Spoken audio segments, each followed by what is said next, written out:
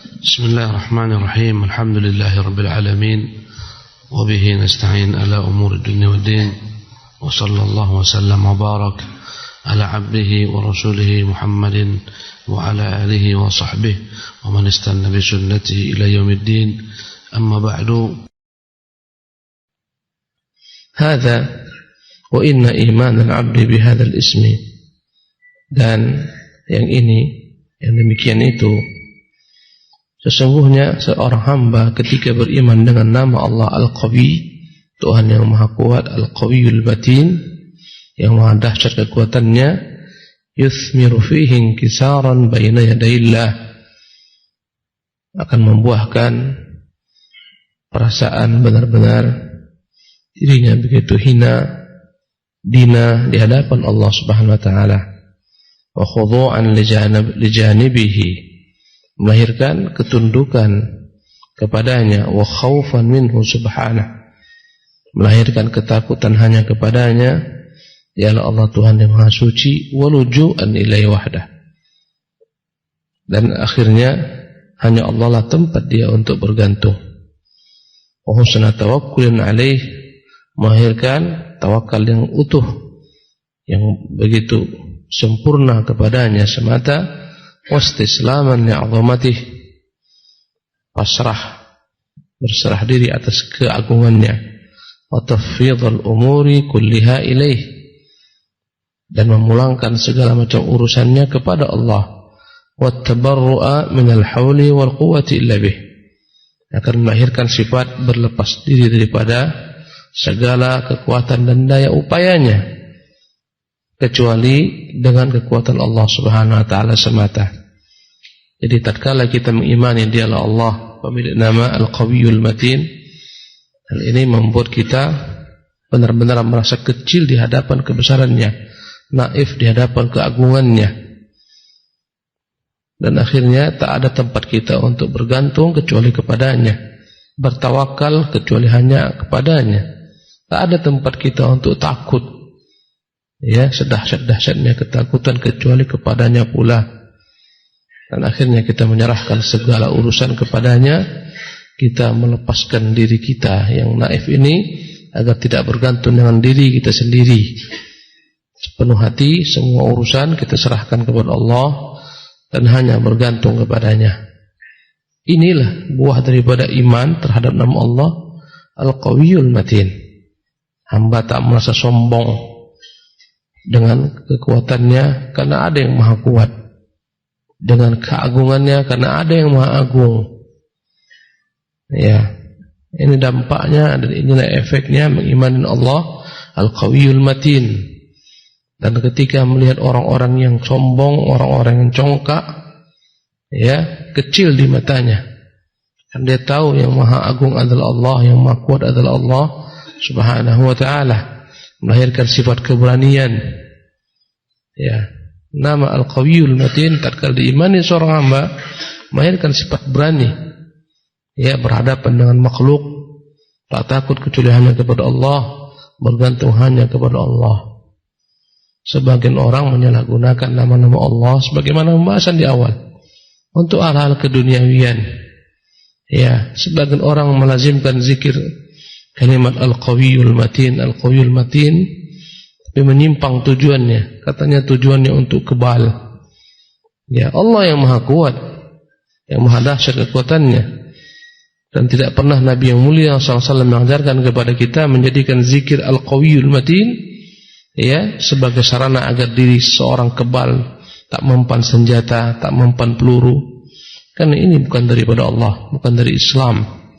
Ini adalah talbis iblis, tipu daya syaitan ar-rajim. Sebagian orang satu majelis semuanya disuruh berzikir Al-Qawiyul Matin, Al-Qawiyul Matin. Kemudian sang guru datang dengan goloknya, kemudian mulai satu persatu leher muridnya dia bacok dan tak mempan. Bukan ini. Ini semua tipu daya syaitan. Karena itulah kalimat yang kita ucapkan la haula wala quwata illa billah adalah kalimat yang mengandung makna yang dalam, memiliki keutamaan yang besar, memiliki dampak yang begitu dahsyat. Kalimat la haula wala quwata illa billah. Ya, sering-seringlah kita mengucapkan kata-kata la haula wala quwata illa billah. Tak ada kekuatan, tak ada daya upaya kecuali Allah SWT. Dalam maknanya, dalam menghadapi urusan dunia ini berat tanpa Allah, maka selalulah bergantung kepadanya. Ucapkan la haula wala quwata illa billah. La haula wala quwata illa billah. Dalam segala keadaan, dalam segala waktu, dimanapun anda berada, ucapkan la haula wala quwata illa billah. Zikir dengan perlahan, yang mendengar adalah telinga anda sendiri, tak perlu kuat-kuat, tak perlu harus kuru dengan suara bersama-sama satu suara, tidak ada panduannya. Ya, berzikirlah anda la haula wala quwata illa billah, la haula wala quwata illa billah, dimanapun anda berada tatkala anda merasa lemah menghadapi dunia ini begitu dahsyatnya tanpa Allah, mencari nafkah sulit tanpa Allah, menghadapi keluarga, menundukkan istri, mendidik anak begitu berat tanpa la haula wala quwata illa billah. Dalam segala urusan selalulah mengucapkan kata-kata la haula wala quwata illa billah. Karena itulah Rasulullah SAW berkata kepada Abu Musa al-Asy'ari yang namanya Abdullah bin Qais, wahai Abdullah bin Qais, katakan la ilaha illa haula wala quwata illa billah. Sesungguhnya kalimat itu min kunuzil jannah. Muttafaqun alaih. Kalimat la haula wala quwata illa adalah dari perbendaharaan surga. Yang ingin dibuatkan baginya banyak tabungan-tabungan perbendaharaan kekayaan di surga, perbanyaklah kata-kata la haula wala quwata illa billah. Dengan memahami maknanya,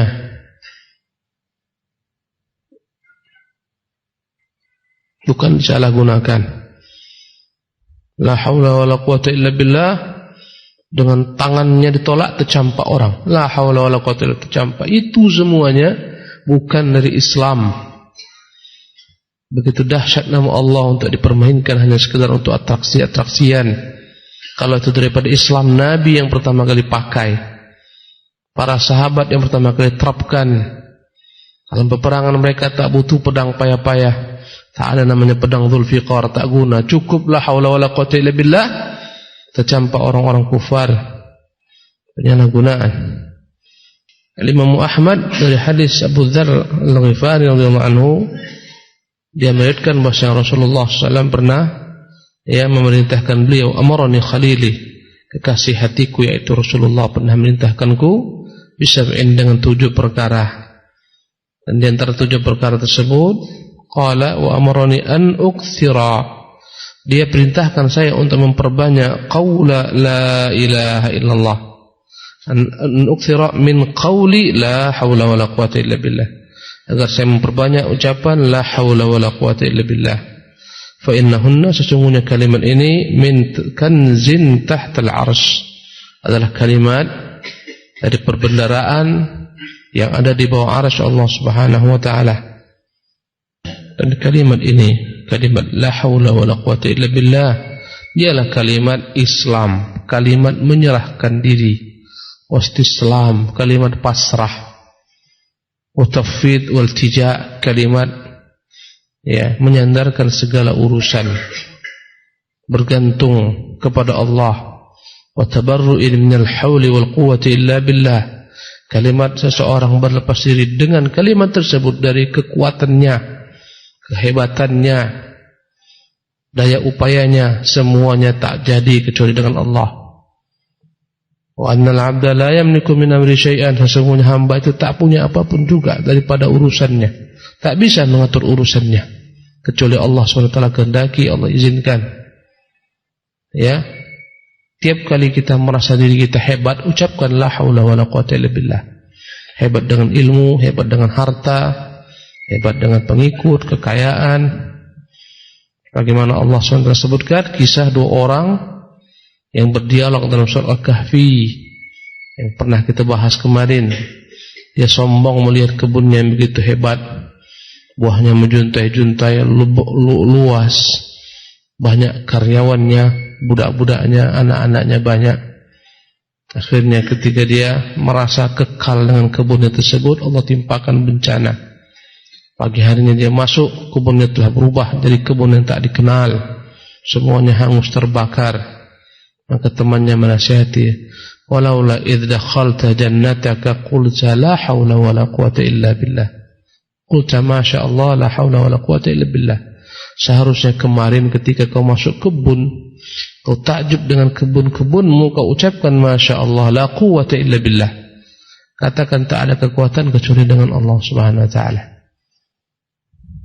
Ini kalimat yang menghapuskan ketakjuban dengan diri kita. Wa anna al-'abda la yamliku min amri syai'an, karena sesungguhnya hamba itu tak punya apapun juga untuk mengatur urusannya sendiri tanpa dengan taufik Allah. Wa laysa lahu hilatun fi daf'i syarr, dia tak punya hilah apapun juga untuk dapat menghindarkan dirinya daripada kejelekan. Wala quwwatun fi jalbi khairin illa biidznillah, dia tak punya kekuatan dalam mendatangkan kebaikan kecuali dengan Allah, dengan izin Allah Subhanahu wa taala. Wala tahawul lil 'abdi min ma'siyatin ila ta'ah, wala tahawul lil 'abdi min ma'siyatin ila ta'ah. Ya, tak ada seorang hamba memiliki kemampuan menghindarkan dirinya daripada kemaksiatan, ya, kembali kepada ketaatan tanpa Allah. Wala min maradin ila sihhah, tak ada kekuatannya untuk dapat sembuh, sehat dari segala macam penyakit kecuali dengan Allah.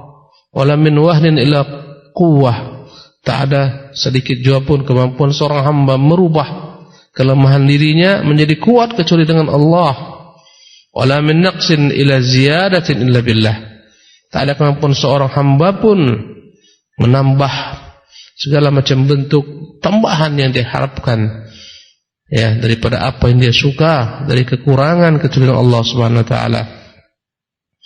Wala quwwata lil 'abdi 'ala qiyam bi ayyi sya'nin min syu'uni illa billah, dan tak ada kekuatan seorang hamba untuk dapat melakukan apapun segala macam perkara-perkaranya kecuali dengan Allah Subhanahu wa taala.